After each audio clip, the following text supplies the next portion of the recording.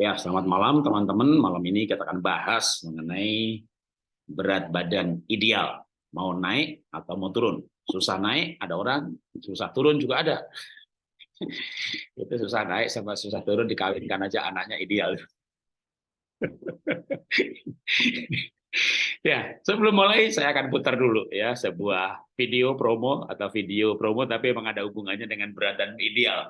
Kenapa berat badan ideal itu penting ya? Saya putar videonya Dr. Larry yang kebetulan ada di dalam uh, video klip dari Genomic Diet ya. Saya putarkan dulu. Hampir semua penyakit tidak menular yang ada saat ini, entah penyakit jantung, kanker, diabetes, dan sebagainya, stroke, hipertensi, penyebabnya adalah karena obesitas.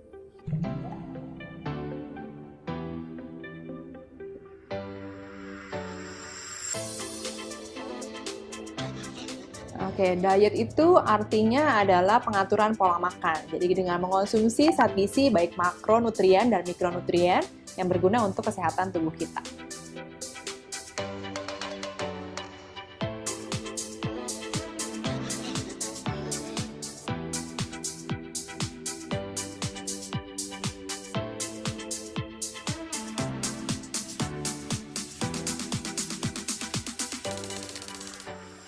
Sangat fatal. Bahayanya apa? Misalnya yang pertama dari kuantitasnya ya. Misalnya salah pengaturan kalorinya. Artinya bahayanya kita bisa terjadi penurunan berat badan di luar target atau bahkan termasuk dalam malnutrisi. Yang kedua dari segi kualitas. Misalnya kita salah memilih komposisi dari zat gizinya. Contohnya misalnya diet tinggi lemak. Ternyata tinggi lemaknya salah, lemak yang dipilih salah. Resikonya apa bahayanya? Dapat menyebabkan gangguan kardiovaskular, bahkan sampai kematian. Dan juga contohnya, misalnya diet tinggi protein. Kalau misalnya diet tinggi proteinnya salah, tentunya ini juga dapat membebani ginjal, yang artinya dapat merusak ginjal secara permanen. Gangguan lainnya seperti gangguan keseimbangan hormonal, gangguan tidur, gangguan mood, bahkan yang sering kita dapati adalah gangguan sistem imun, yang bisa menyebabkan mudah terjangkit sakit penyakit. Ingat bahwa sekarang kita berada di era pandemi, jangan sampai salah diet.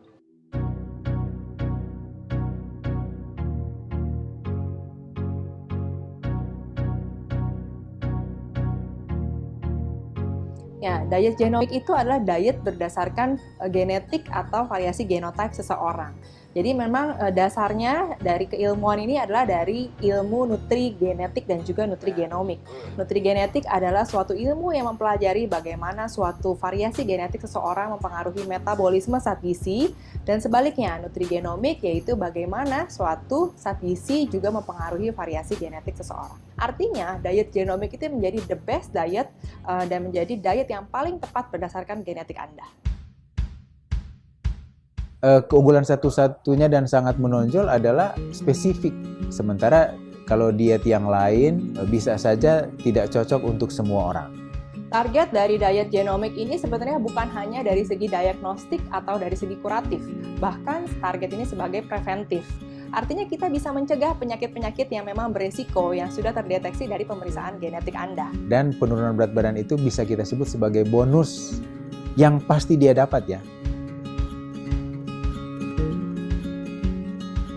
Your gene can tell you what to eat, and your gene juga can tell you what to avoid to eat. Dan selain itu, diet genomik juga bisa dilakukan di semua kalangan usia dan bahkan bisa dilakukan sedini mungkin. Jadi dengan pemeriksaan gen ini kita lebih mengenal diri kita sendiri seperti apa sih. Sehingga kita bisa memutuskan saya mau jalankan pola makan saya seperti apa. Ya, diet itu sangat penting karena diet itu menjadi pilar bagi kesehatan tubuh kita. Dengan melakukan diet yang benar, artinya melakukan diet yang sehat, kita juga dapat menjaga kesehatan tubuh kita. Bagaimana diet yang tepat? Diet yang tepat dan the best diet is diet genomic. Ketika Anda melakukan diet genomic, Anda tidak melakukannya untuk diri Anda sendiri, tapi juga Anda melakukannya untuk anak dan cucu Anda nantinya. You are what you eat.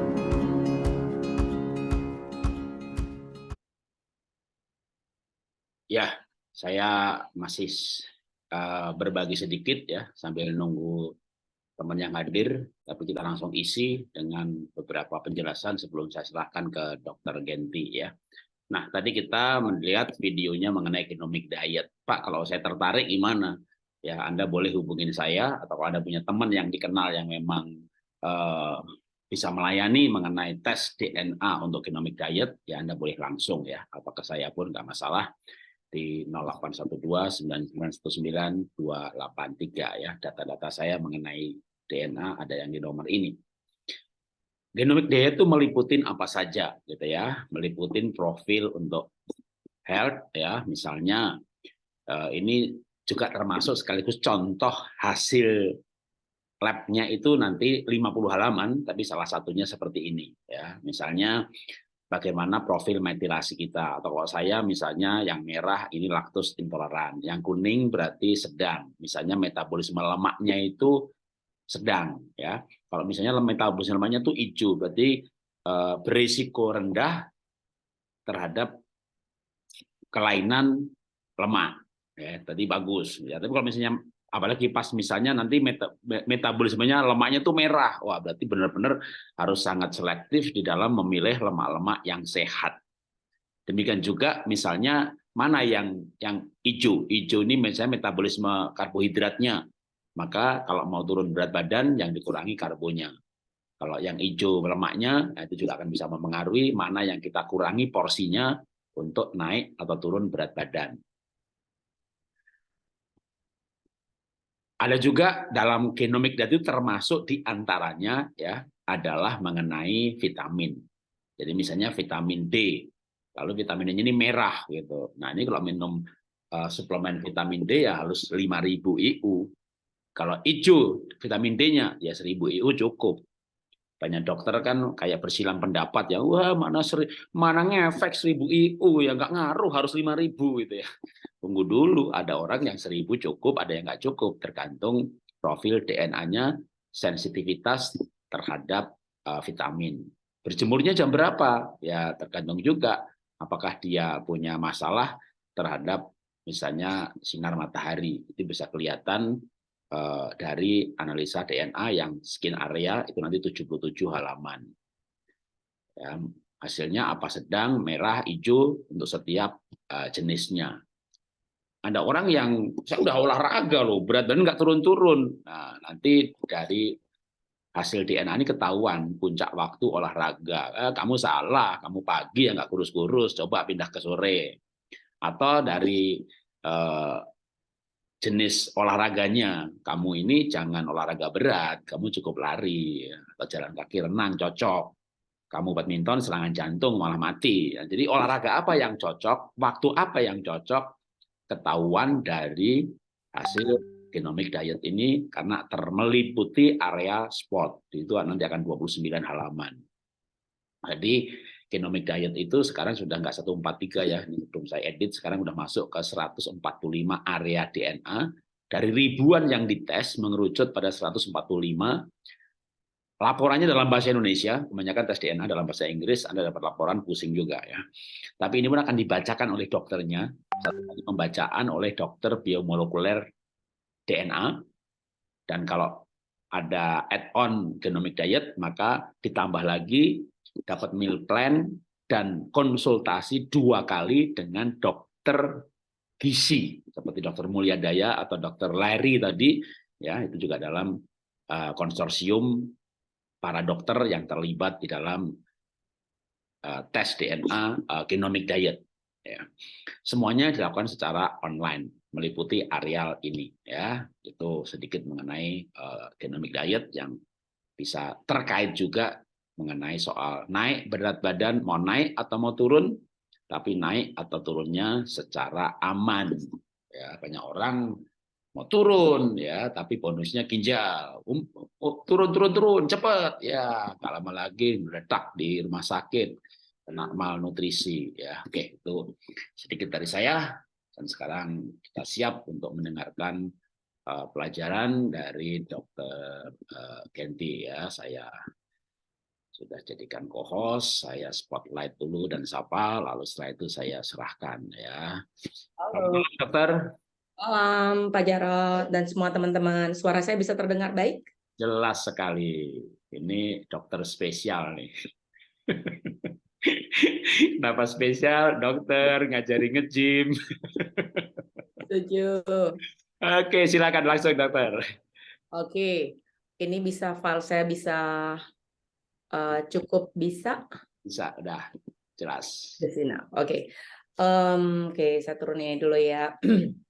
Kenapa banyak orang belakangan ini kalau ikutin IG saya, Pak Jarot, banyak melihat message-message tentang fat loss, tentang gym. Karena memang itu salah satu passion saya. Tadi sebelum kita mulai sesi ini ada dokter yang menyampaikan bahwa banyak sekali penyakit-penyakit kronik ataupun penyakit-penyakit degeneratif itu diawali dengan satu kondisi yang namanya obesitas atau kegemukan.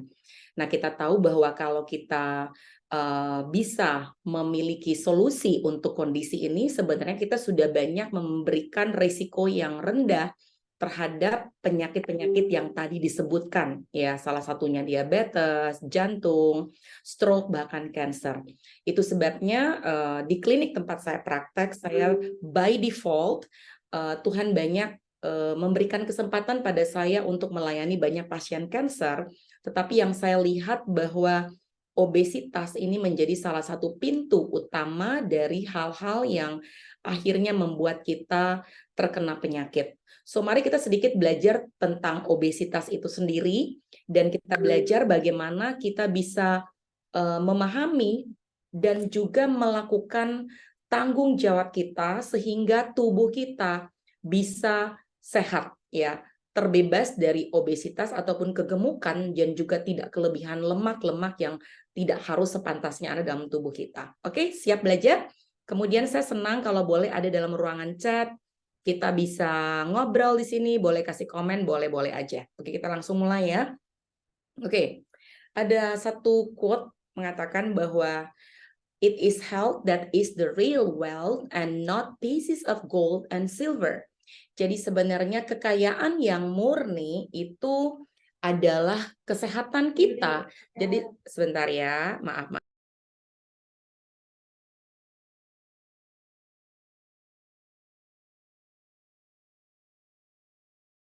Jadi kesehatan kita itu sangat mahal, bahkan bisa melebihi value dari emas dan perak. Dan tadi ada dokter yang dari Genomic Diet, dia mengatakan bahwa we are what we eat. Itu benar banget. Jadi kita tahu, saya juga selalu mengatakan quote-quote ini dalam Instagram saya atau dalam setiap saya membuat seminar. Saya mengatakan bahwa hal yang terpenting di dalam hidup kita adalah yang pertama urusan akhirat. Itu penting banget teman-teman semua. Tapi setelah itu yang kedua adalah urusannya apa? Urusan sehat. Jadi urusan sehat itu memegang prioritas pertama setelah kita bicara akhirat dulu di dunia ini, kemudian kita bisa bicara prioritas nomor 2, 3, 4, 5, 6, 7, 8, 9, 10. Yang 2 sampai 10 nggak akan terjadi, mau investasi, mau aset, mau bisnis, mau karir apapun, jika yang namanya sehat itu tidak kita dapati. Sepakat atau sepakat? Sepakat ya? Oke. Nah, kita melihat saat ini bahwa di dalam perkembangan dunia, perubahan modern lifestyle saat ini terjadi yang namanya pola hidup sedentary. Pola hidup sedentary itu seperti apa? Itu adalah sebuah gaya hidup modern lifestyle dengan mengurangi aktivitas fisik. Sehingga gaya hidup sedentary ini banyak menimbulkan masalah kesehatan, salah satunya obesitas. Kita bikin contoh deh buat teman-teman semua. Saya sambil baca nih ruang-ruang chat. Oke, silakan boleh kalau di komen bisa. Nah, contoh perilaku sedentari, perubahan perilaku atau perubahan pola hidup modern lifestyle itu banyak bisa terjadi di sekitar kita. Coba aja Bapak Ibu bayangkan, coba ya, sepakat sama sepakat nih bisa ngomong di ruangan chat. Pada saat masa pandemik kita mulai banyak melakukan order online, Gojek, saya nggak nyalahin Gojeknya, yang saya persalahkan adalah bagaimana kita memilih makanan-makanan yang kita gojekkan. Nah, dari memilih makanan itu saja, selama masa pandemik, kita udah banyak mengalami masalah-masalah isu obesitas masa pandemik maupun masa pasca pandemik. Ya, belum lagi dengan nggak boleh banyak keluar rumah, WFH, kita kebanyakan duduk di, seperti saya nih, meeting yang harusnya pergi naik angkot dulu atau naik mobil dulu, bergerak dulu ya, pindah satu tempat. Saat ini kita bisa meeting dengan berapa nih audiens kita ya hari ini? 158 orang audiens tanpa saya berpindah tempat. Artinya ada risiko bagi saya untuk tidak memiliki mobilitas pada saat saya melakukan aktivitas saya. Ini beberapa contoh perilaku sedentari yang terjadi pada kita. Kita juga banyak mengandalkan pekerjaan rumah tangga kepada pembantu.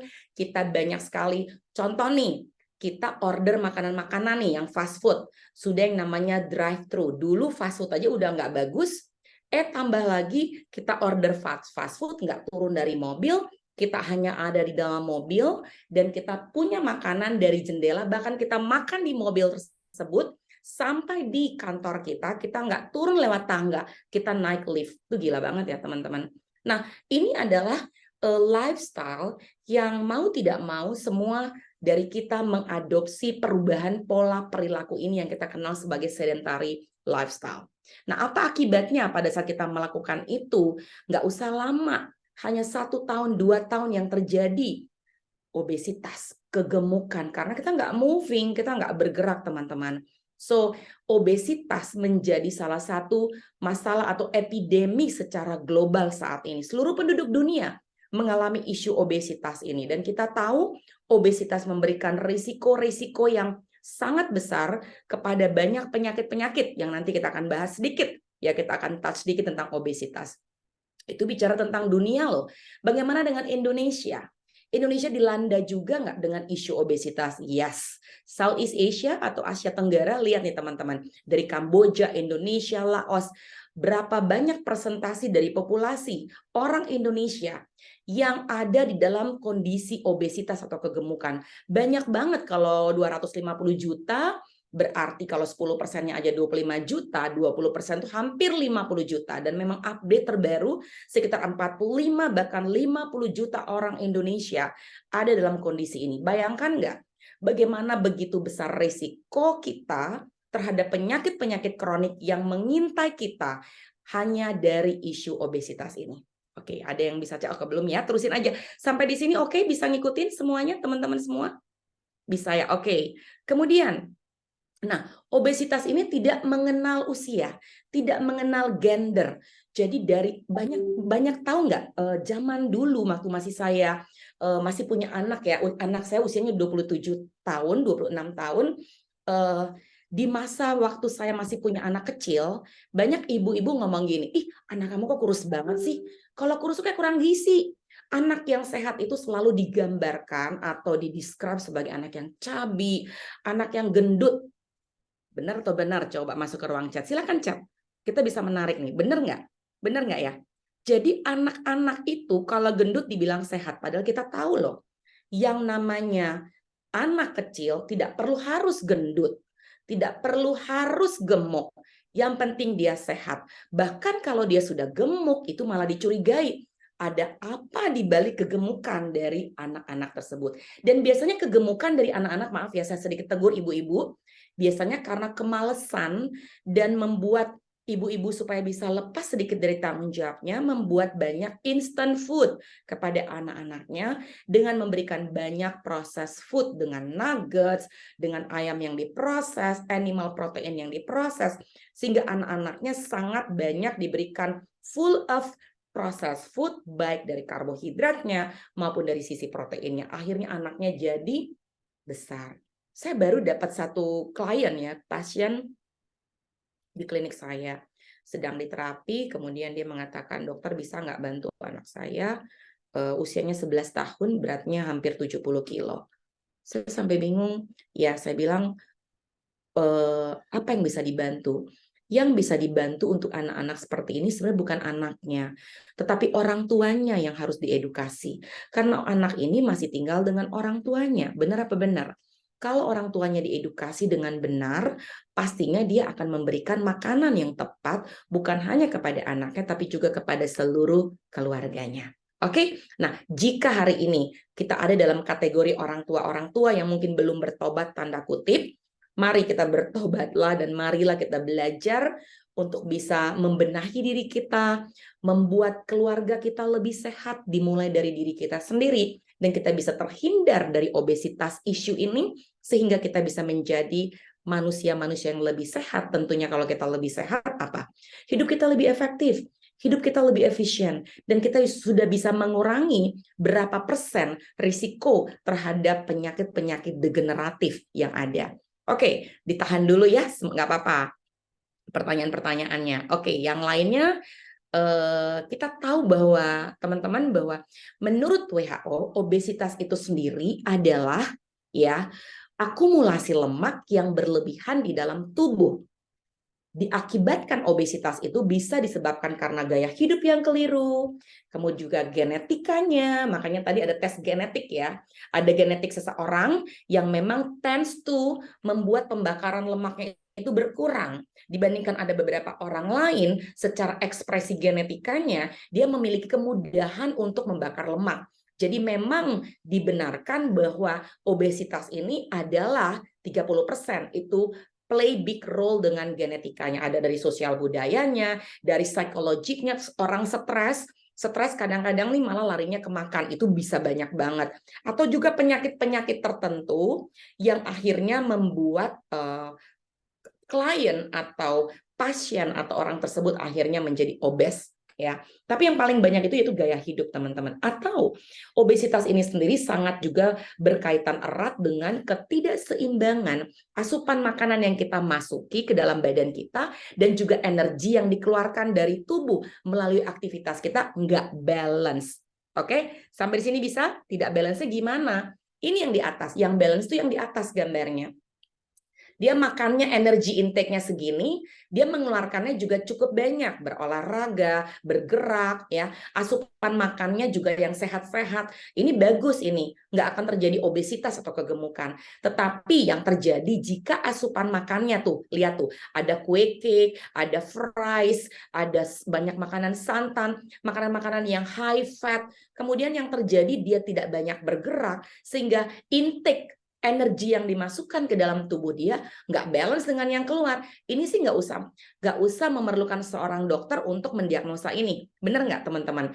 Ini hanya butuh orang awam untuk mengerti pengertian ini, bahwa gue makannya segini, nggak ngeluarin segini. Aku makannya 2.000, ya, atau aku makannya 4.000, aku ngeluarin cuma 1.000. Ya ketinggalan 3.000 kalori di dalam badan kita dong. Ya lama-lama menjadi akumulasi dan terjadilah kegemukan. Apalagi sekarang banyak sekali yang namanya potato couch, artinya orang hanya nonton TV, kemudian orang pergi ke XX1, nggak salah dengan XX1-nya, tapi latah sambil nonton, sambil ngemil, sambil nonton, sambil terus makan apapun proses-proses makanan atau junk food yang dikonsumsi, dan that's not good. Oke, terusin. Bagaimana risiko obesitas terhadap penyakit-penyakit di sekitar kita?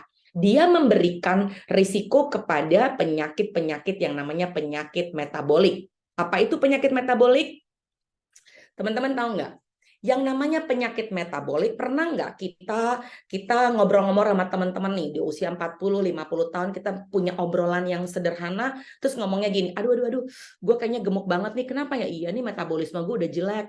Karena metabolisme gue jelek nih, suka banyak omongan gitu. Makanya nih gue jadi agak gemuk nih, udah tua, usia gue udah 50, metabolisme gue jelek. Jadi tahu nggak, kita nyalahin metabolisme, kemudian kita nyalahin usia lagi, sehingga seolah-olah bahwa kita itu harusnya normal menjadi gemuk pada saat kita usia tua. Benar atau benar? Boleh saya buka chat dulu. Benar apa benar? Cenderung kita nyalain usia kita.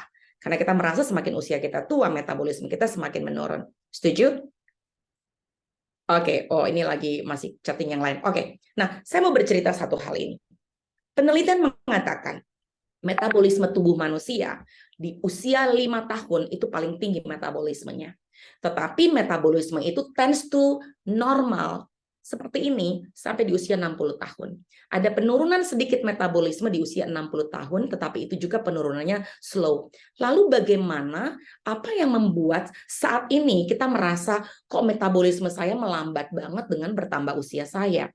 Sebenarnya bukan karena tambahan usia itu yang membuat metabolisme kita menurun, tetapi lifestyle kita, the way we eat, the way we conduct lifestyle kita yang membuat metabolisme kita mulai kacau dan menurun.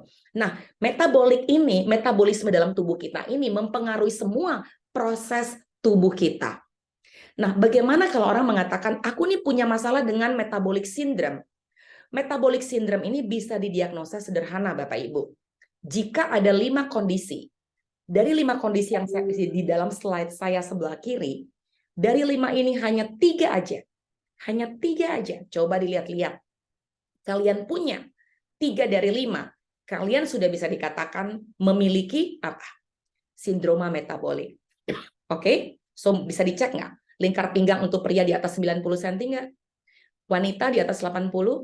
Kolesterolnya totalnya seperti apa? Kolesterol baiknya bagaimana? Trigliseridanya seperti apa? Cek aja. Tekanan darah yang konsisten, apakah di atas 140? Kadar gula darahnya yang puasa di atas 100 atau seperti apa? Jika kita mengalami ada gejala 3 dari 5 masalah metabolisme ini, kita memberikan risiko 5 kali lebih tinggi terkena diabetes, memberikan risiko 3-4 kali terhadap penyakit jantung, dan juga 2-4 kali terhadap stroke bahkan. Oke? Bisa diikutin? Kita tahu bahwa bagaimana obesitas dengan kanker, waktu obesitas itu terjadi, merangsang atau menstimulate tubuh kita atau sel kita menjadi ada dalam kondisi yang namanya peradangan atau inflamasi. Peradangan atau inflamasi di dalam tubuh bukan hanya membuat atau lead kita kepada kondisi penyakit jantung, tapi juga kepada kanker. Ya, oke. Jadi ngeri banget. Dengan obesitas ini memberikan pintu-pintu banyak sekali terhadap semua penyakit yang ingin kita hindari. Ini adalah beberapa jenis kanker yang memang sudah ada dalam penelitiannya dan populasinya meningkatkan jenis-jenis kanker, kidney cancer, ya, kanker ginjal, kanker usus, kanker pankreas, kanker payudara, kanker esophagus, ya, kanker perut. Itu memberikan risiko yang tinggi pada saat kita ada dalam situasi obesitas. Oke. Nah, juga sama dengan COVID. Obesitas merupakan salah satu comorbidity ya bagi penderita COVID di zaman COVID kemarin yang Delta, orang-orang yang punya comorbid, penyakit-penyakit yang menyertai mereka yaitu diabetes, darah tinggi, termasuk obesitas condition merupakan salah satu yang gampang dicaplok sama si COVID ini karena membuat imun sistem seseorang rendah pada saat dia obesitas atau pada saat dia gemuk ya. Oke. Nah, sampai di sini. Nah, bagaimana caranya kita melihat atau menilai obesitas? Menurut WHO, ada beberapa cara untuk bisa menilai obesitas. Yang pertama dari BMI, Body Mass Index. Bagaimana perbandingan tinggi badan dan berat badan bisa kita lihat. Dan jika perbandingan tinggi badan dan berat badan, coba aja hitung sendiri di kalkulator tinggi saya berapa, berat badan saya berapa. Kemudian hasilnya kalau berkisar 18 sampai 25 artinya masih normal. Kalau di atas ini sudah dibilang overweight dan obesitas. Kita bisa hitung sendiri. Tetapi ini adalah penilaian dari WHO. Penelitian sekarang ini nggak bisa hanya tergantung dari pengukuran yang namanya BMI ini. Nggak bisa. Tetapi ada indikator-indikator lain yang bisa mengatakan bahwa saya ini obes. Yaitu apa? Selain BMI ini, tapi juga lingkar pinggang, lingkar perut, dan juga apa? Presentasi body fat yang bisa kita lihat, teman-teman, atau visceral fat. Visceral fat itu adalah body fat atau lemak yang ada bukan ada di bawah kulit. Lemak kita, kalau teman-teman lihat perut ini, ada lemak subkutan, lemak di bawah kulit, tapi juga ada lemak yang menutupi organ-organ perut. Ya, menutupi liver kita, ya, menutupi daerah sekitar diafragma kita, itu namanya visceral fat. Fat atau lemak yang ada di bawah dalam rongga perut, ya, dan dia sangat menutupi organ-organ di sekitarnya. Jadi ada dua lemak, jenis lemak dalam perut kita. Pertama yang namanya lemak subkutan dan juga lemak visceral. Lemak visceral ini yang bahaya karena kalau kita punya lemak visceral tinggi, kita bisa aja ngukur loh, teman-teman bisa pergi ke gym atau bisa punya alat pengukur lemak, body fat sudah banyak terkenal, di mana-mana bisa kok, bahkan bisa punya apps-nya sendiri. Kalau lemak visceralnya di atas 9, teman-teman memiliki risiko terhadap kolesterol yang tinggi, penyakit-penyakit jantung dan kardiovaskuler yang tinggi, dan juga ada di dalam intayan si obesitas atau kegendutan ini. Jadi kalau orang visceral fatnya tinggi, langsung saya bisa tebak, lu visceral fatnya 11 nih, pasti kamu kolesterolnya tinggi. Bentar lagi kamu punya darah tinggi loh. Bentar lagi kalau nggak diatasi, kamu pasti punya gula darah bermasalah juga. Oke, jadi ingat-ingat teman-teman, kalau seseorang hanya badannya kurus, belum tentu dia sehat. Karena kurus itu belum tentu lemak dalamnya atau lemak visceralnya itu bagus. Bisa aja lemaknya tinggi. Makanya kita butuh mengerti dan mengetahui body fat kita berapa atau lemak visceral kita ada di range berapa. Itu namanya TOFI. Teman-teman tahu artinya TOFI? TOFI itu thin outside, fat inside. Kelihatannya gua kurus banget, langsing. Padahal perutnya, lemak-lemak di dalam organ dalamnya ini menutupi banyak organ kita. Dan itu berbahaya. Oke? Sampai di sini ada pertanyaan? Bisa so far oke? Oke. Terapi obesitas. Oke. Yang lainnya sedikit ya. Sedikit. Nah, ini yang tadi saya bilang, mesin ini bisa dipakai atau banyak apps untuk melihat kadar lemak visceral kita, karena kadar lemak tubuh nggak bisa cuma dilihat dari lemak subkutan, tapi lemak yang ada di dalam organ ini, atau kita kenal sebagai visceral. Oke? Nah, ini nggak usah kita PES, kita bicara lemak. Oke, nah sekarang kalau memang kita pengen mau punya menurunkan berat badan, saya mau tanya kepada semua audiens, ada berapa yang audiens hadir? Oke, 100 hampir 200.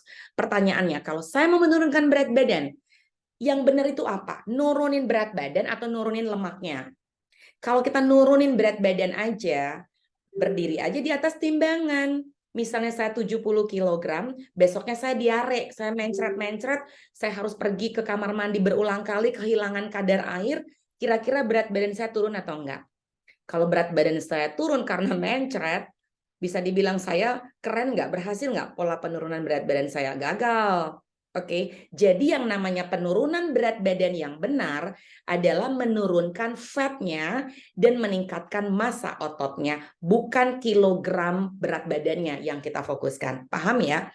Itu sebabnya banyak sekali pendekatan-pendekatan penurunan berat badan yang keliru atau yang yoyo, turun 2, naik 3, turun 4, naik 7, karena pendekatannya keliru. Oke? Banyak sekali jenis diet di luar sana yang akhirnya mengajarkan kita, tetapi loh, kok saya turun berat badan sebentar aja tapi udah naik lagi. Oke, saya baca chat dulu ya. Betul, menurunkan lemak. Very good. So, kembali pembahasan. Bagaimana kita membedakan bahwa program yang benar dan baik adalah fat loss, bukan hanya weight loss. Oke? Itu yang akan kita cari. Nah, bagaimana kita bisa memberikan solusi kepada teman-teman semua di sini? Modifikasi gaya hidup, yaitu dengan menurunkan berat badan melalui fat loss program, bukan hanya weight loss-nya saja. Oke? Dan mengubah pola makan. Pola makan ini bukan hanya diperuntukkan untuk fat loss aja, tapi untuk kesehatan kita jangka panjang. Seperti tadi genomic diet. Ini diperuntukkan bukan hanya untuk sehat, tapi secara tidak langsung kalau kita makan sesuai dengan type-nya kita, dengan gennya kita akan bisa lebih mencegah banyak penyakit dan tentunya fat loss atau badan kita tetap sehat terhadap presentasi fatnya, lemaknya, dan lain-lain itu bisa terkontrol dengan lebih baik. Mengubah pola makan penting, olahraga, dan suplementasi yang moderation. Saya nggak minta suplemen yang gila-gilaan, tapi membutuhkan vitamin yang moderation. Kita bahas sedikit satu persatu. Ya, ini tips mengatasi obesitas, boleh difoto ya slide ini, silakan. Ini secara summary-nya aja, konsumsi sayur, buah, kemudian tidur jangan terlalu lebih juga tapi jangan kurang juga ya. Kemudian aktivitas fisik, ini summary-nya, tapi pembahasan yang lebih detail yaitu dalam hal makanan seperti ini. Untuk fat loss, kata kuncinya, oke teman-teman ya, kata kunci dari fat loss yaitu mengkonsumsi fat burning food. Fat burning food adalah protein. Memang ada sebagian dari kita yang menganut vegan ya, sehingga kalau kita bicara vegan, protein itu ada beberapa sumber, yaitu sumbernya dari nabati maupun dari hewani. Kita nggak akan bahas yang mana yang benar, yang mana yang salah, tetapi sumber protein hewani bisa didapatkan kalau saya yang masih mengkonsumsi animal protein, konsumsinya yang lean, ya, yaitu ikan, bagus banget, boleh. Ayam kampung, dada, ya.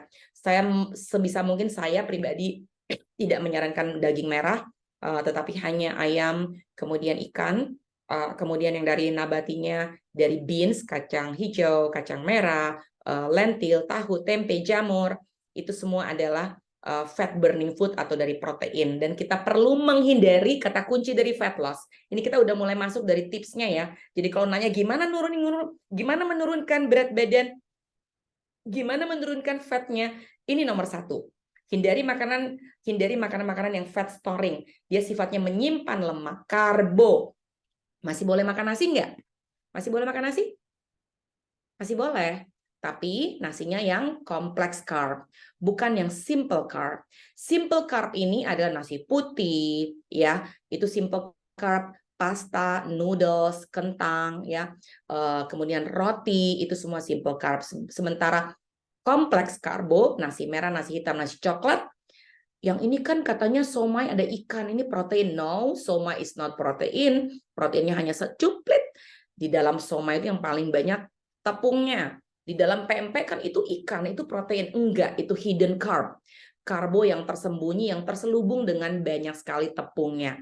Oke, nah saya mau nanya, kenapa karbo kompleks dan simple karbo ini lebih bagus karbo kompleks dibandingkan simple carb? Ada yang tahu namanya GI atau glycemic index? Kita membutuhkan glycemic index yang rendah atau tinggi? Coba kita jawab di sini. Ada yang bisa jawab saya? Kita membutuhkan makanan-makanan karbohidratnya yang glikemiknya rendah atau tinggi? Ya, oke, good. Arti glycemic index adalah seperti ini. Saya jelasin ya. Glycemic index adalah salah satu penilaian terhadap karbohidrat yang diubah menjadi gula, dan pada saat diubahnya cepat, dia namanya glycemic index-nya tinggi.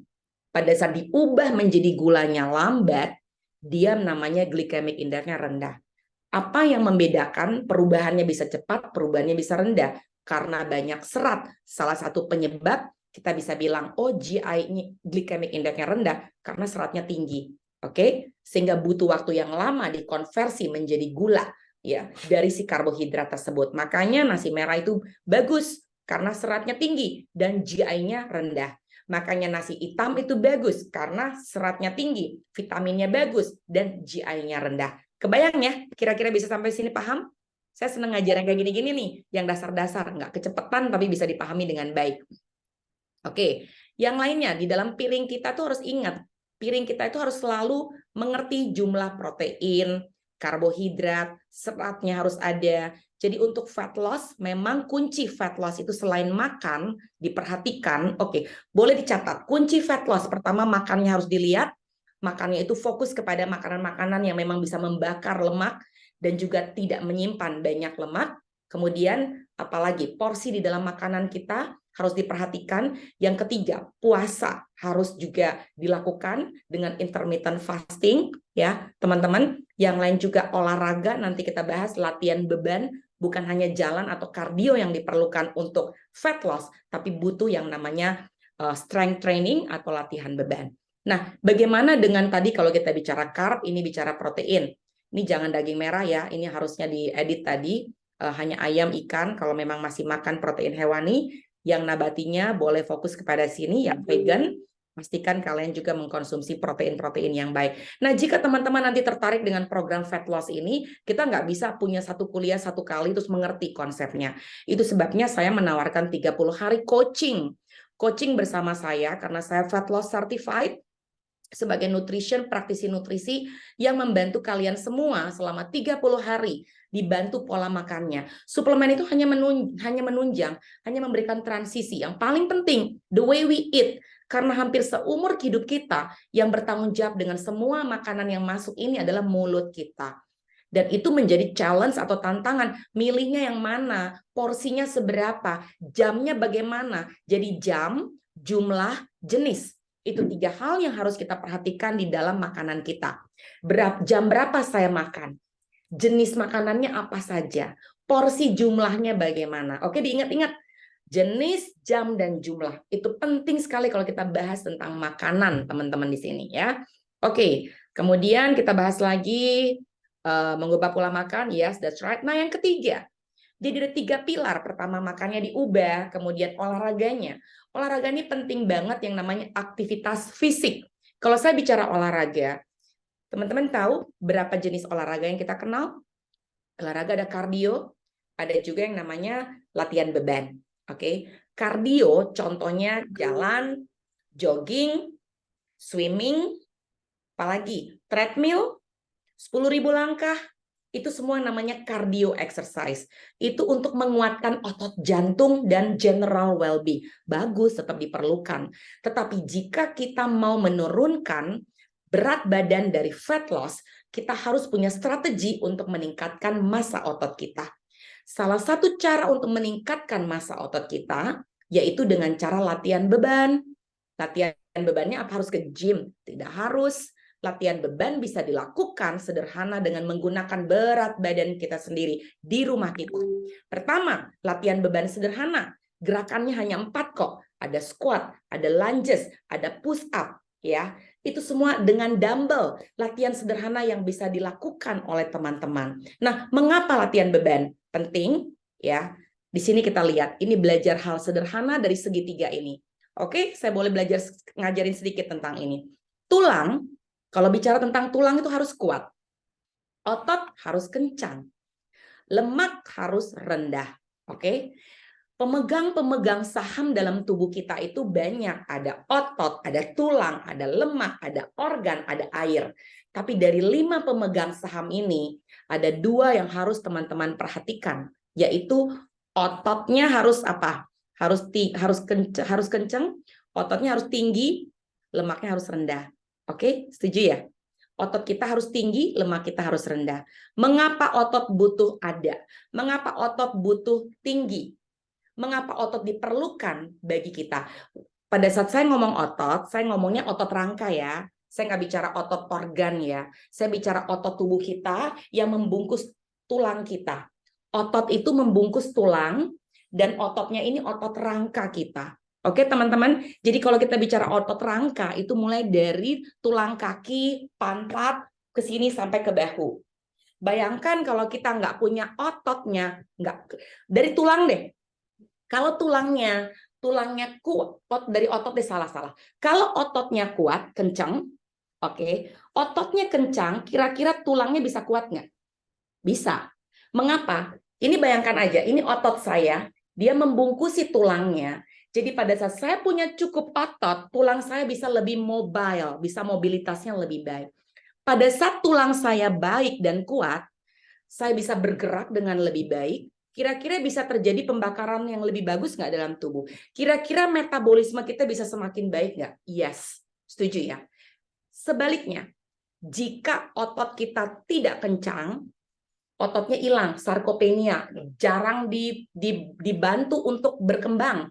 Oke, apa yang terjadi? Tulangnya jadi letoy. Jadi osteoporosis atau orang punya kepadatan tulang menurun bukan karena kekurangan kalsium aja, tapi most likely karena dia jarang melatih ototnya sehingga ototnya nggak berkembang dan akhirnya di jalan harus pakai tongkat karena nggak ada yang menyanggah tulang rangkanya. Oke, so kalau ototnya tidak ada, tulangnya nggak bisa dibungkus, saat tulangnya tidak kuat, apa ada pembakaran yang lebih baik? Nggak ada. Bagaimana bisa membakar orang dia nggak bergerak? Metabolismenya pun menurun. Kalau metabolismenya menurun, penyakit-penyakit yang lain mengintai. Jadi dengan mengerti tentang segitiga ini, kita langsung bisa ngerti. Berarti kata kuncinya, otot itu sepenting. Otot itu everything. Otot itu adalah kunci dari panjang umurnya kita. Karena otot itu menyangga semua mobilitas kita. Nah, bagaimana kita membangun otot? Membangun otot dengan 2 cara. Pertama dengan latihan beban. Oke, karena dengan kita latihan beban, kita memberikan massa otot kita bertambah. Tapi yang kedua, kita makan protein yang baik. Protein adalah makanan bagi otot kita. Nah, kalau protein dikasih makan ke otot, ototnya bisa berfungsi dengan lebih baik karena otot adalah mesin bakar lemak. Jika teman-teman nggak punya cukup otot, tidak akan punya kemampuan untuk membakar lemaknya. Karena dapur pembakar lemak ada di dalam otot kita. Paham ya? Paham semuanya di situ. Very simple. Sangat simple sekali. Jadi kita jangan salah kaprah, gue mau ikut berturun berat badan, gue nggak mau latihan beban, gue cuma mau lari-lari aja. Nggak bisa. Kalian harus melakukan itu dengan balance. That's why Pilates bagus, latihan napas itu bagus. Karena dengan seperti itu kita pun juga bergerak. Latihan beban itu bukan tentang adu-aduan berat yang weight lift yang no, nggak perlu. Kalian pergi ke Ace Hardware, beli 1 kilo, 2 kilo, 5 kilo, cukup. Dan itu dilakukan di rumah aja, cukup. Lakukan squat sederhana dulu, lakukan push up dulu, itu aja nggak bisa dikerjain. Ngapain bayar membership gym yang 1.700.000? Melakukan di rumah aja kita nggak bisa, gimana kita bisa komit di luar? So, apakah kita bisa membangun otot kita dengan hanya melakukan olahraga sederhana di rumah? Yes, jawabannya bisa. Oke, bisa ngerti ya tentang olahraga. So, penting sekali makan dibenerin, olahraganya juga dibenerin. Saya punya satu video tentang 7 rahasia dari fat loss. Nah, yang terakhir adalah superfood. Superfood ini adalah suplementasi. Makanan-makanan yang memang diperlukan untuk membantu pembakaran. Makanan-makanan yang diperlukan untuk membantu metabolisme kita. Karena bertambah usia kita, memang kita udah apa ya istilahnya dengan kehidupan lifestyle kita yang tadi di awal slide, sulit, kita udah dalam kondisi yang seperti ini sehingga kita butuh sedikit dikoreksi sehingga kita bisa balik lagi kepada track yang benar, dan itu diperlukan dengan moderation dan tidak mungkin hanya didapat dari makanan keseharian kita ya. Mungkin itu yang bisa saya sampaikan, dan saya apa ya, ini adalah what else. Oke. Ini sedikit ada yang ini this is the one. Nah, ini adalah program 30 hari yang saya mungkin tawarkan kepada teman-teman semua. Tidak terlalu lama. Mengapa butuh 30 hari? Sebenarnya yang paling bagus sampai 90 hari. Tapi at least dalam 30 hari bisa dibantu dengan WA kuliah group, kemudian dibantu makannya seperti apa. Kadang-kadang kita butuh kasih picture, foto kita. Ini makan siang saya, ini makan pagi saya. Benernya yang mana, kelirunya yang mana. Memang harus di-guide, harus butuh coach yang intens. Kemudian selama 30 hari dibantu jenis olahraganya seperti apa. Butuh ada guidance yang benar. Dalam 30 hari, dan ini memang program yang saya bisa katakan ramping kilat. 7 cm kita bisa expect untuk turun, tapi mohon untuk bisa saling bantu. Satu kalimat saya yang terakhir, jangan pernah berpikir, oh karena aku minum suplemen aku bisa langsung kurus. No, never. Oh karena saya hanya mau minum pil diet ini saya bisa sehat. Enggak. Justru kita harus melihat, hati-hati dengan mengkonsumsi suplemen-suplemen yang kita tidak kenal. Kita harus berkonsultasi dengan orang yang mengerti dan memiliki kompetensinya supaya kita juga bisa mengerti bagaimana benefitnya untuk tubuh kita, terutama untuk kepentingan fat loss program kita. Oke, sampai di sini dulu. Kemudian nanti kita buka pertanyaan. Kira-kira cukup clear apa yang saya sampaikan? Jelas banget. Terima kasih Dr. Genti ya. Teman-teman nanti kontak alamat klinik Dr. Genti ya, Life Tree Clinic yang di Jalan Hang Tuah, Jakarta Selatan. Oh iya. Nanti saya post di WA Group ya, tapi juga di post di sini juga ya. Boleh, ini ya kalau nggak salah ya. Ya, boleh. Ini saya punya Instagram, saya punya HP, dan juga di Life Tree Clinic. Yes, silakan. Yes, oke. Ya, kalau program coaching ya tentu berbayar ya. Kan program coaching itu ya mendapat privilege, ada WA Group, ada meal plan, ada latihan, ya pasti ya. Kalau yang gratis ya Anda bangun pagi-pagi jam 5.30 ikut olah nafas saya, itu gratis ya. Selesai olah nafas saya ajar itu body stretching, pakai beban yang ringan dulu, pakai tali loops band, itu gratis ya. Tapi secara umum nggak spesifik ya untuk pribadi ya. Jadi oke, silakan. Kalau mau ikut program coaching yang luar kota, apa bisa online atau harus onsite? No, semua online. Kita lakukan semua online. Semua online. Once in a while kita bisa offline untuk meeting, untuk ngobrol, tapi most of the time kita lakukan online. Oh, oke. Jadi bisa online teman-teman ya. Oke, ini ada pertanyaan saya dari atas saja. Malam dokter, saya badan kecil, kurus, sampai sekarang masih juga kurus, nggak bisa gemuk-gemuk, padahal udah makan banyak, udah coba nge-gym, minum susu. Masih juga nggak bisa gemuk. Gimana tipsnya untuk bisa lebih gemuk? Iya. Oke, saya langsung jawab. Sebenarnya kita harus bersyukur juga badan kita tidak gemuk. Ingat tadi saya sampaikan di beberapa slide. Orang yang jadi kita jangan lihat gemuk kurusnya, yang kita lihat adalah presentasi fatnya. Jadi Bapak yang merasa, kok saya nggak gemuk-gemuk, pastikan body fat Bapak berapa. Jika body fatnya tinggi, justru itu harus diconcernkan dan harus diturunkan. Jadi badan kita, kalau saya kelihatan kayak gini, oh ya dokter Genti langsing, belum tentu. Saya harus lihat fat saya berapa. Oke ya Pak ya. Jadi tetap bersyukur untuk tubuhnya yang seperti itu, tapi ada indikator-indikator lain yang harus tetap dicek tentang body fat, visceral fat, tadi lemak yang mengintai di dalam organ perut, itu harus dicek juga ya Pak ya.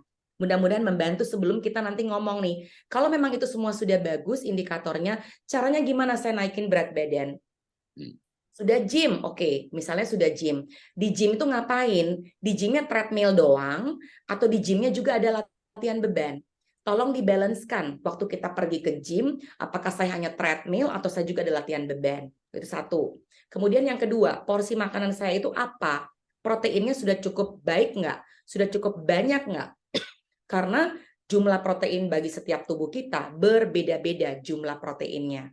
Oke? Nggak bisa sama untuk semua orang, dan kita harus punya jumlah yang cukup, yang pas untuk kebutuhan kita. Semoga membantu. Kalau kebanyakan latihan bebannya tapi kardionya kurang, apa juga mengurangi pencapaian berat badan ideal? Latihan beban dan kardio harus dibalancingkan. Rata-rata yang baik, latihan bebannya bisa 3-4 kali satu minggu, latihan kardionya juga 3 kali seminggu. Sehingga dengan demikian teman-teman bisa membuat balance antara latihan beban dan juga kardio. Ingat, latihan beban tidak harus melulu pergi ke gym. Oke? Tidak. Tetapi bisa menggunakan tubuh sendiri, ya, squat, push up dinding kalau wanita. Saya lakukan itu mungkin 20 menit sehari cukup. Saya lakukan every other day, bisa hari ini on, hari itu off, hari ini on, hari itu off. Hanya seperti itu yang saya lakukan, ya. Kalau di timbangan digital ada basal metabolisme. Nah, itu kalau misalnya kurang kurang itu apa juga bisa mempengaruhi pencapaian berat Ya, badan yang kurang. kemampuan tubuh kita untuk membakar pun jadi berkurang. Makanya BMR-nya pun tetap harus baik dan bagus. Kita harus dengan meningkatkan basal metabolisme dengan berolahraga. Itu salah satu caranya ya, teman-teman ya. Makanya penting banget untuk teman-teman menghitung di timbangan yang sekarang sudah banyak apps-nya, namanya body fat apps, atau pergi dengan Omron atau ke gym, di mana sudah bisa banyak untuk mengukur body fat-nya. Kemudian ya itu seperti itu digital, dan itu tidak mahal teman-teman, itu nggak mahal ya. Iya, saya di kamar saya ada, jadi saya nimbang terus nih. Visceral fat saya masih 11 dok, tapi ya dulu 14 sudah. Ya udah turun ya, Udah diusahakan turun. bisa di bawah 9 sedikit, itu yang baik Iya, itu ya. targetnya di bawah 9, nurunin 1 bulan cuma bisa 2 bulan, kadang cuma turun 1%. Ya, memang menurunkan visceral fat bukan sesuatu yang mudah, teman-teman, bukan yang mudah. Tapi mungkin yang bisa dibantu yaitu intake karbohidratnya, kemudian coba ditambahan sedikit intens dengan latihan bebannya. That's it. Coba dilihat dengan itu, dan asupan proteinnya bisa diperbaiki lagi. Sebelum saya baca pertanyaan, saya mau sharing teman-teman ya. Saya dulu punya visceral fat 11. Ya dulunya belumnya malah 15, ya butuh waktu hampir 6 bulan itu jadi 11. Lalu pergi ke Amerika 3 minggu. Selama di Amerika diajak all you can eat terus. Pulang ke rumah nimbang 14 lagi. Dalam 3 minggu dari 11 naik 14. Itu sudah September tahun lalu. Oktober, November, Desember, Januari, Februari, Maret, April, Mei. Ini udah 8 bulan ini baru turun 11. Jadi turunnya pelan banget, bertahan di 11 lama sekali kan. Ya saya punya target bisa 9 ya, tapi butuh waktu. Oke. Naikin gampang, nurunin butuh waktu, tapi pasti bisa. Saya udah turun dari 14 ke 11 ya. Ada lagi, selamat malam, umur saya 71 tahun. Setelah kena lambung dan insomnia, berat badan saya turun gratis sampai sekarang tinggal 46 kilo. Ya. Mana pengen naik berat badan. Iya. Apa tadi kasusnya insomnia dan lambung. Lambung usianya berapa? 71. Iya, kita harus pahami bahwa di atas usia lanjut yang harus kita lihat yaitu masalah pencernaan. Jadi untuk orang-orang usia lanjut, tolong pay attention dengan pencernaannya. Apa yang harus dibuat untuk pencernaan semakin baik? Yaitu untuk yang usia lanjut terutama menghindari banyak makanan-makanan yang sifatnya roti, yang ada raginya, kemudian tepung juga harus diperhatikan, kafein harus diperhatikan intiknya juga, sehingga tubuh kita atau pencernaan kita bisa lebih terkontrol dengan baik. Ya, dari sisi makannya seperti itu. Kemudian kalau misalnya bicara tentang suplementasi, konsumsi virgin coconut oil, ekstrak virgin olive oil, kemudian fish oil. Ini adalah lemak-lemak baik yang sifatnya anti peradangan atau anti inflamasi yang sangat-sangat membantu bagi masalah GERD bagi seseorang. Jadi pastikan kita punya konsumsi dari 3 minyak-minyak yang baik. Perbanyak konsumsi alpukat, Bu, ya, atau Bapak di sini. Perbanyak konsumsi alpukat setiap hari. Kemudian tidak banyak mengkonsumsi protein atau makanan-makanan yang sulit di-digest seperti daging merah, itu juga harus dihindari. Makan makanan protein yang lebih mudah di-digest dalam hal ini. Oke, jika mengkonsumsi banyak beans, harus direndam dulu beansnya supaya mengurangi bloating atau mengurangi kembung, bahkan bisa mengkonsumsi enzim pencernaan. Ya, untuk orang usia lanjut yang paling harus diperhatikan adalah asupan protein bagi kita. Kita nggak bicara vegan atau non-vegan, tetapi jumlah protein bagi setiap kita, apalagi di usia lanjut, sangat diperlukan untuk banyak kepentingan, baik recovery cell, untuk imun sistem, hormonal. Di usia lanjut ini hati-hati, pastikan asupan proteinnya cukup dan baik. Kalau bicara kebanyakan kopi itu cenderung menguruskan atau menggemukkan? Sebenarnya kopi sendiri bukan dia memiliki sifat untuk sedikit ada di fat loss, ya.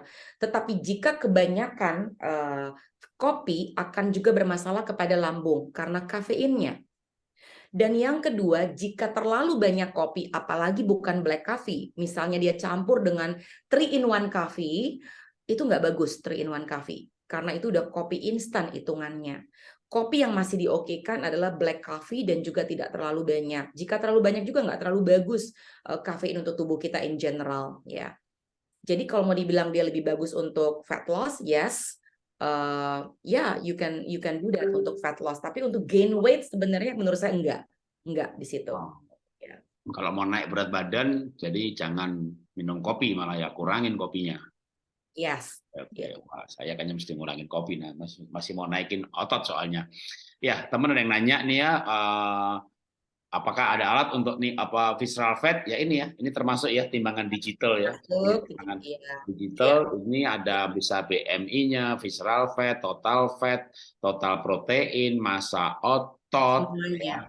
Itu semuanya ada. Kadar air dalam tubuh kita, kalau memang niat, dan murah kok ya, 400 ribuan, nanti begitu nimbang, datanya langsung masuk HP. Jadi makanya kan sering saya share ya, saya umurnya, termasuk juga umur biologis atau umur kebugaran. Ya, jika body fat kita tinggi, kecenderungan kita punya biological usia sel kita jadi menua. Jadi kalau kita punya body fatnya rendah, usia sel kita biologisnya juga semakin muda. Dan itu sangat relevan dengan ini semua. Jadi memang yang harus dilihat visceral fatnya, body fatnya, itu semua harus baik dan massa ototnya harus baik atau harus meningkat. Ingat, di atas usia 30 tahun, massa otot kita hilang atau berkurang 0,5 sampai 1% per tahunnya. Setelah masa menopause, dia lebih berkurang lebih banyak lagi.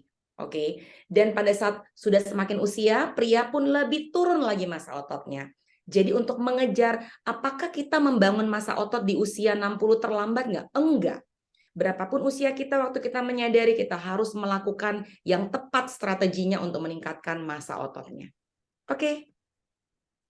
Iya, saya teman-teman umur 60. Kalau teman-teman lihat Instagram saya, kemarin saya post seorang ibu yang umurnya 97 tahun, badannya bagus banget, gerakannya mobile, lalu menariknya dalam wawancara itu, atau dalam info di situ semua orang menduga bahwa dia sejak kecil. Enggak, dia baru mulai latihan umur 6-8. Lihat data itu saya senang, berarti saya belum telat. Jujur. Ya, saya pun baru menyadari ini 3 tahun yang lalu. Sebelumnya saya banyak fokus di kardio, tapi sejak 3 tahun yang lalu saya banyak belajar tentang otot, kemudian saya ubah pola olahraganya dan bagaimana meningkatkan massa otot, dan akhirnya ya saya yakin semakin baik ke sini dan semakin bisa tercapai. Ya, tidak ada kata yang terlambat kok, teman-teman semua.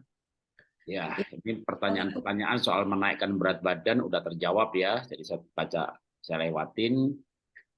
Ini ada intermittent fasting, apakah bisa dijalankan setiap hari sebagai lifestyle atau hanya waktu tertentu saja? Good question. Sebenarnya intermittent fasting ini adalah sebuah strategi, ya. Hanya sebuah strategi untuk mencapai apa yang kita inginkan.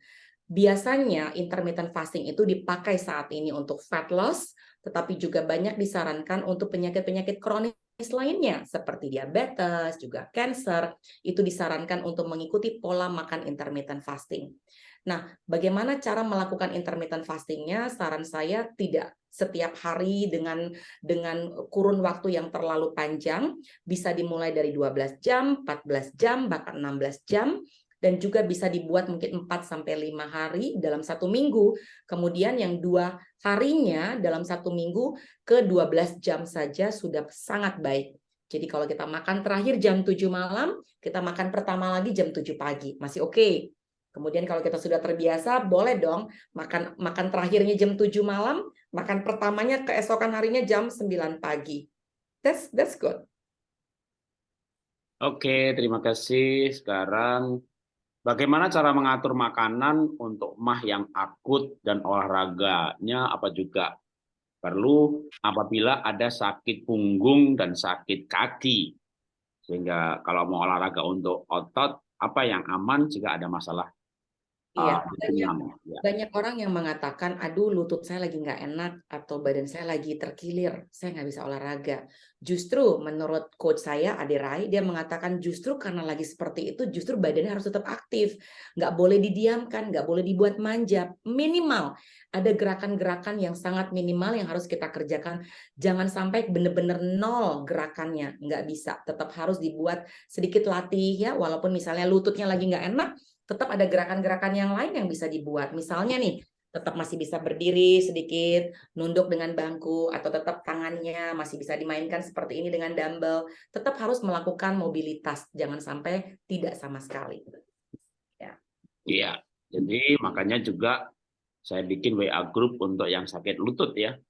Di mana juga saya cerita waktu istri saya lututnya sedang sakit, justru untuk mengobatinya itu memperkuat otot paha supaya badan dari atas itu nggak menekan ke tempurung lutut, maka otot paha harus dikuatkan. Maka ada latihan-latihan di mana lututnya nggak gerak-gerak, ya, lututnya lurus, tapi kakinya gerak-gerak. Ya, contoh kalau yang kemarin itu kan saya diajarkan, misalnya kita berdiri lurus, ya, berdiri lurus, sakitnya lutut, ya lututnya jangan digerak-gerakin, jadi lututnya diem, tapi kita begini, ya. Tapi waktu bergerak itu dikasih beban, pakai tali, ya, tali loops band, tali karet, pasang, lalu kakinya jadi ininya, ya kalau ini lutut ini nggak gerak-gerak, tapi ini kaki pahanya kita puter sampai nanti otot pahanya menguat, ya. Jadi bisa, ya teman-teman bisa. Kalau mau rajin ikut pagi hari ya itu latihan, tapi kalau mau ikut benar-benar yang terstruktur ya di coach ya ada program tadi yang ditawarkan Dr. Genti untuk coaching ya. Oke. Saya masih ada pertanyaan tentang kebocoran ginjal. Ya. Bagaimana dengan statement yang tadi saya katakan, lansia harus cukup protein, tetapi ada kebocoran ginjal. Oke, betul. Kasus yang memang harus hati-hati yaitu masalah ginjal, bukan hanya untuk protein. Semua kasus kita harus sangat berhati-hati dengan case ginjal bocor, ya teman-teman. Yang memang special case ini memang harus ditangani dengan benar. Mungkin bisa kontak saya, kita bisa bahas lebih lanjut dengan ginjal bocor, bagaimana menterapi orang dengan komposisi protein yang tepat. ya, dan ini nggak bisa di dalam audiens seperti ini, tapi memang benar dengan kondisi ginjal kita tidak bisa sembarangan memberikan komposisi yang berlebihan, tapi tetap dibutuhkan protein dalam hal ini. Ya. Oke, ya. Berhubung susu almond rasanya plain, apa boleh minum susu almond di mix dengan susu sapi?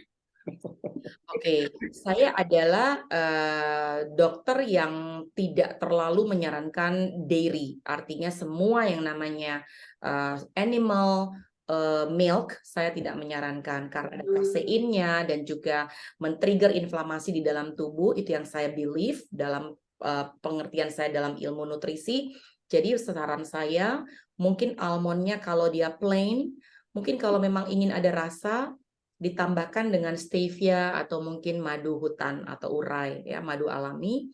Tapi juga biasakan mainnya, pikirannya bahwa ini enak kok, ini gurih kok, ya. Tapi kalau memang belum terbiasa, coba dipakai dengan pemanis-pemanis yang alami, ya, bisa dipakai. Atau dark coklat ya? Yes, ya, kakao powder. Kakao powder ini tips buat kita semua. Kakao powder yang 100% yang Indonesia, brand Indonesia aja, EcoZest itu atau apa beberapa brand di luar, teman-teman bisa konsumsi itu misalnya 1 sendok dicampur dengan air putih atau almond milk atau any vegan milk setiap hari, itu membantu merangsang stem cell alami kita dalam tubuh sehingga metabolisme kita bisa semakin menjadi baik. Saya mengkonsumsi itu seminggu 3-4 kali. Dan energi levelnya mulai bisa terbantu dengan baik. Tanpa sugar ya. Benar-benar coklat kakao. Kakao powder 100% organik. Caranya jadi topet. Murah banget. Karena Indonesia ini sumber dari coklat ya. Tapi yang dark coklat. Bukan milk coklat.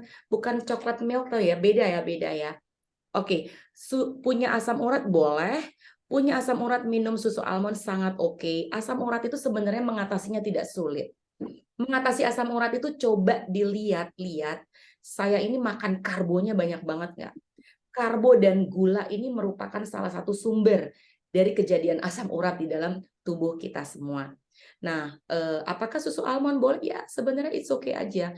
Pada saat lagi kena serangan asam uratnya, memang tolong dikurangin sedikit sayur-sayuran yang berwarna hijau gelap, itu sedikit dikurangin, tapi pada saat dalam proses penyembuhannya langsung cut off carb, cut off sugar, itu dalam waktu singkat akan banyak sekali perubahan dari uric acid-nya, ya.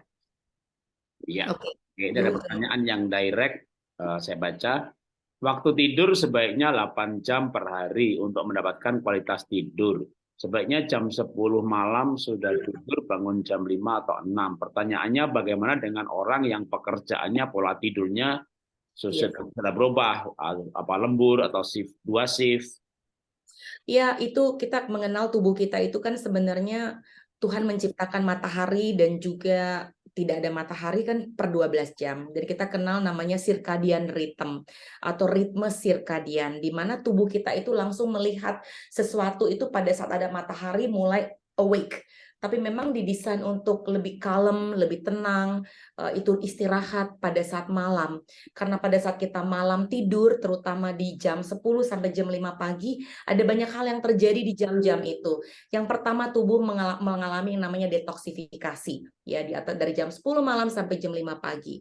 Yang kedua, tubuh mengalami yang namanya proses regenerasi sel di saat kita mengalami yang namanya tidur dalam atau deep sleep. Dan deep sleep itu biasanya hanya nggak sampai 1 jam, 1 jam sampai 1,5 jam, dan biasanya sekitar jam 2 malam sampai jam 3 malam. Rata-rata kalau maling datang tuh biasanya jam 2, jam 3 malam, kita tidur juga nggak rasa malingnya datang, karena benar-benar kita sedang benar-benar ada dalam deep sleep itu. Dan kalau ditanya gimana caranya, kalau saya kerjanya terbalik ya, mungkin bisa disiasati, dengan memiliki kualitas tidur yang baik di siang hari dengan menutup horden, menutup dengan gelap, kemudian dengan mengkonsumsi melatonin, kapsul atau suplemen mungkin akan cukup membantu untuk mengatur circadian ritmenya dengan lebih baik. Karena nggak ada cara lain kalau memang kita kerjanya bertabrakan dengan ritme yang harus diciptakan Tuhan seharusnya tidur.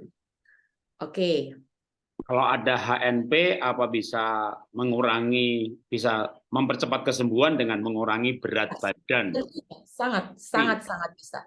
Salah harus satu kurangi berat badan biar kalau berat kan nekannya lebih lebih berat. kencang makin sakit ya.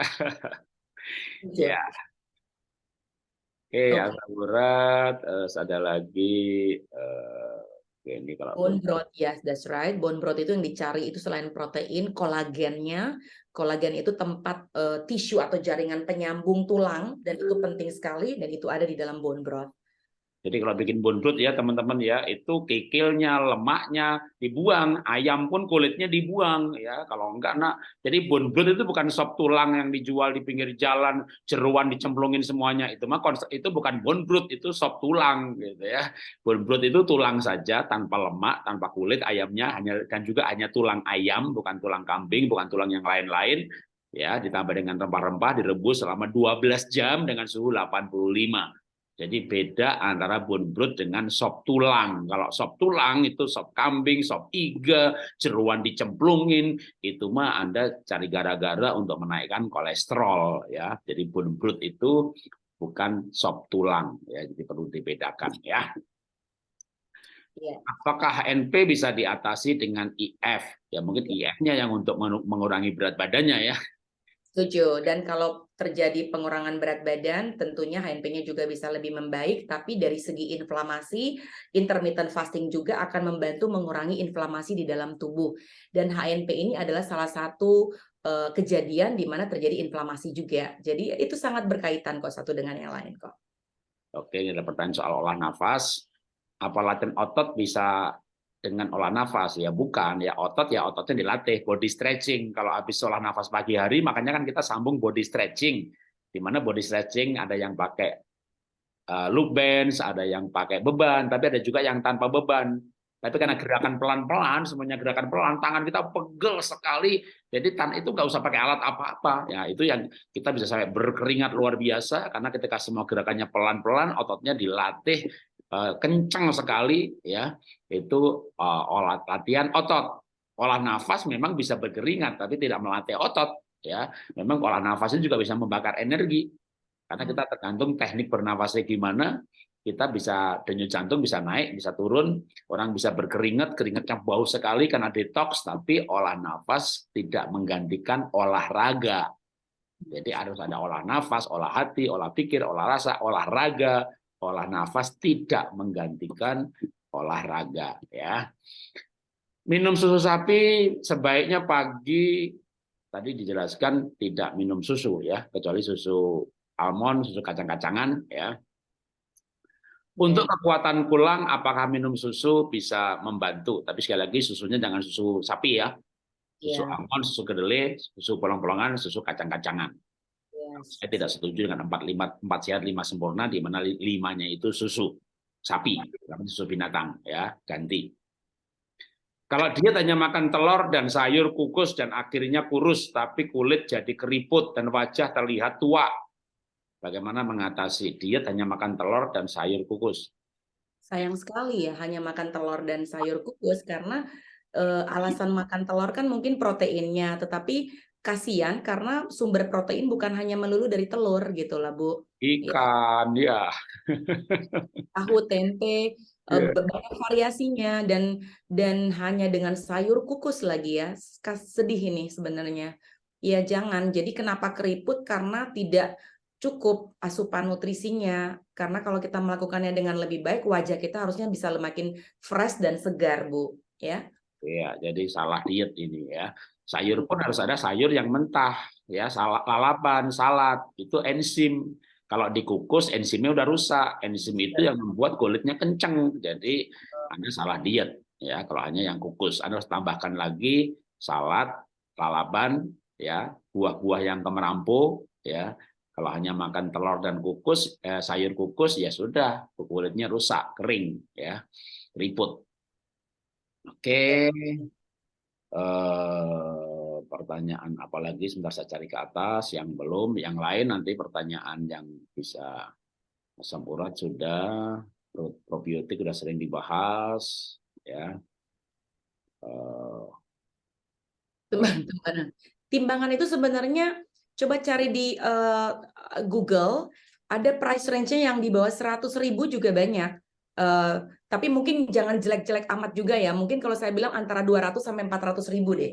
Ya, ini sekitar 250.000 ini Xiaomi ya. Xiaomi ini 250-an ribu ya, cukuplah ya untuk nimbang. Yang mahal ada juga yang hampir 1 juta yang pakai dipegang tangannya itu ya, itu lebih akurat.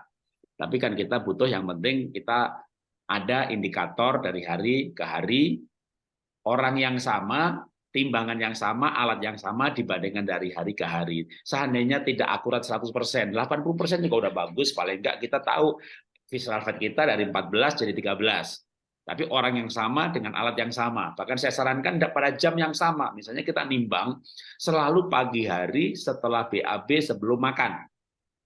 Karena begitu makan, ya makanan akan ketimbang juga. Nah, alat ini mendeteksi itu sebagai makanan, sebagai visceral fat atau apa. Maka membandingkannya orang yang sama, alat yang sama, pada jam yang sama. Kalau saran saya, sebelum makan pagi, tapi sesudah BAB.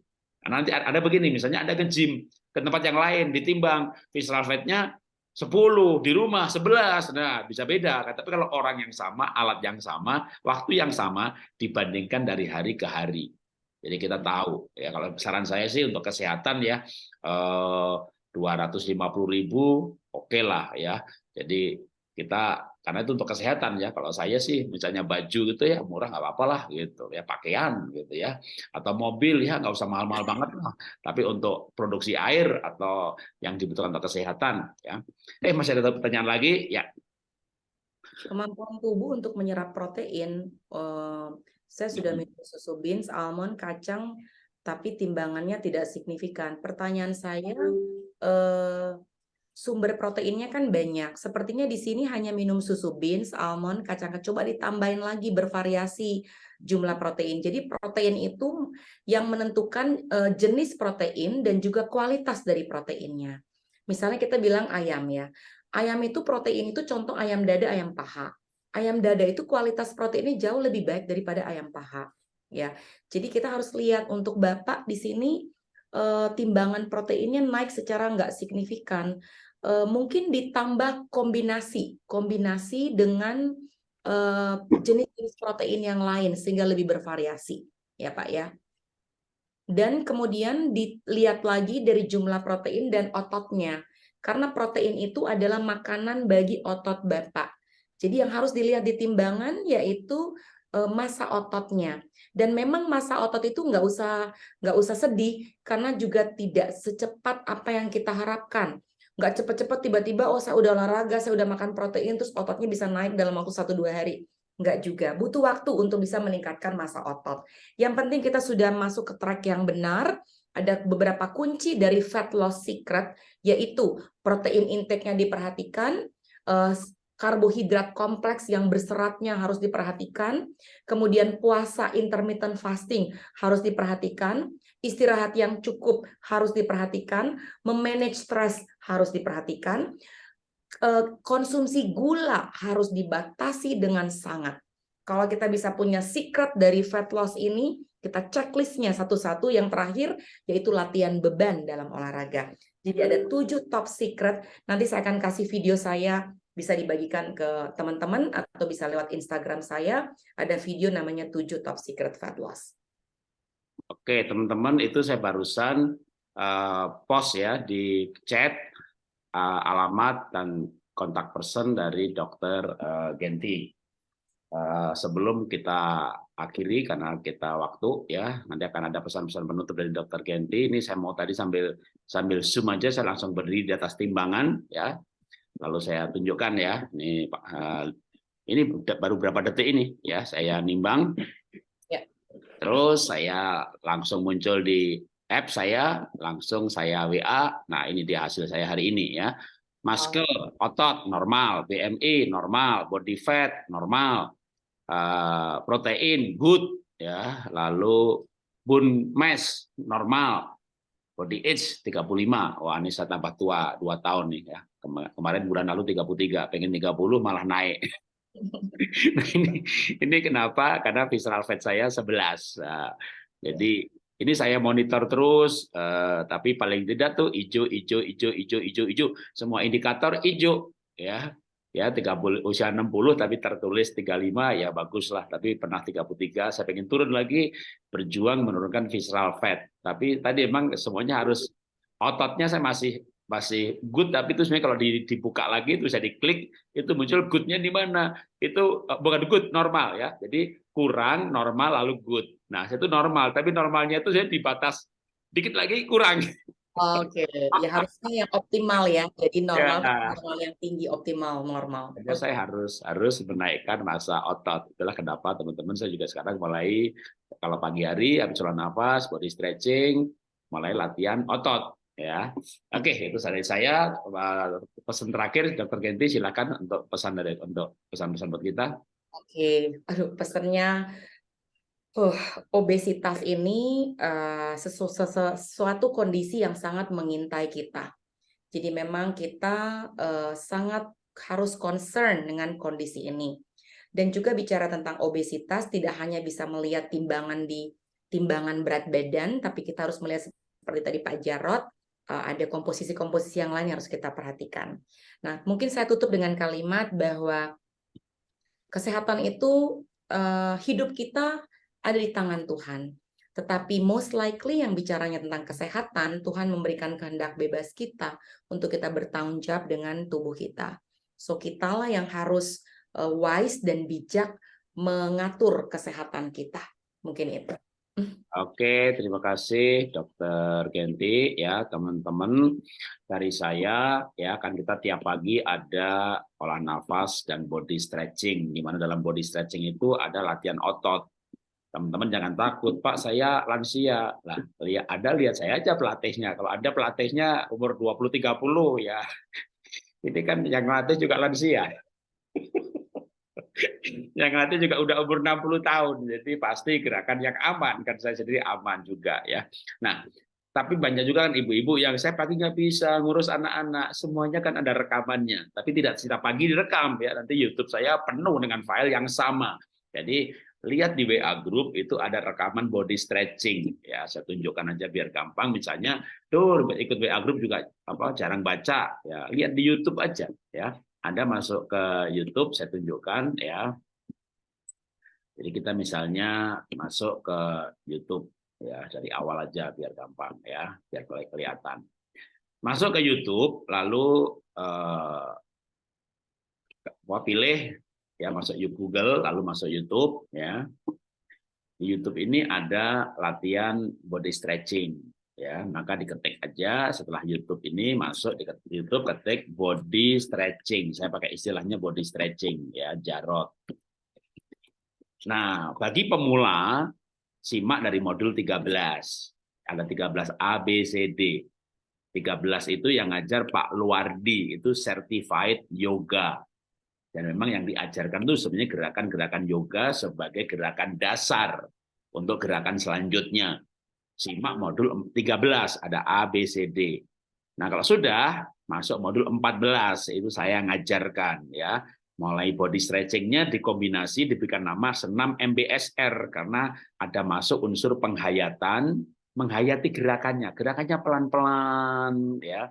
Gerakannya pelan-pelan, itu dari 14A, 14B, C, D, E, F, G, H, I, J, K, L, M, N, O, P, Q. Waktu Q itu yang ngajar Bu Vivi, diajari Tai Chi, ya.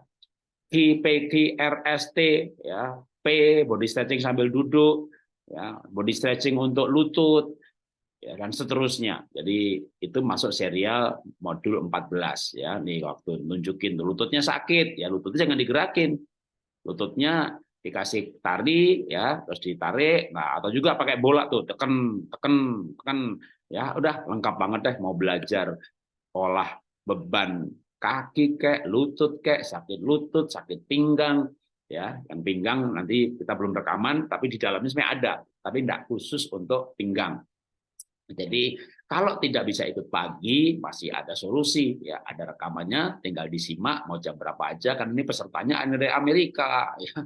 ada yang dari Kanada, ada yang dari Jepang, dari mana macam, tapi orang Indonesia semuanya. Ya dari YouTube-nya itu bisa disimak dan latihan sesuai dengan waktunya masing-masing. Ya supaya kita bisa.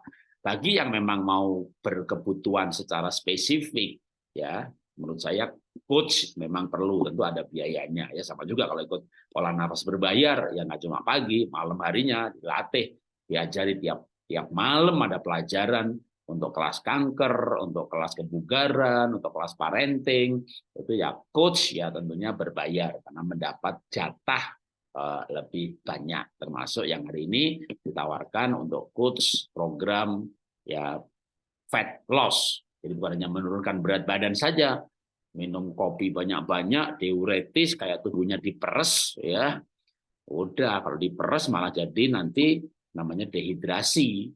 Jadi sebelum olahraga minum kopi, udah pasti berat badannya turun cepat tuh, tapi itu semu karena kayak badan diperes. Kalau berat badan, kalau airnya dibuang 10% aja dari 80 kilo, tapi ada kekurangan 5%, 3% air aja kadar berkurang.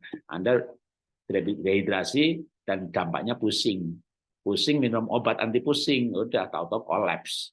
Jadi hati-hati dengan program menurunkan berat badan yang diturunkan sekali lagi bukan airnya, bukan ototnya, tapi lemaknya. Oke, terima kasih. Sampai jumpa di program pola hidup selanjutnya. Sekali lagi terima kasih untuk Dr. Genti atas kesediaannya mengajar kita pada malam hari ini. Sama-sama semua, sama-sama Pak Jarod. Salam sehat semuanya. Thank you. KN bareng-bareng.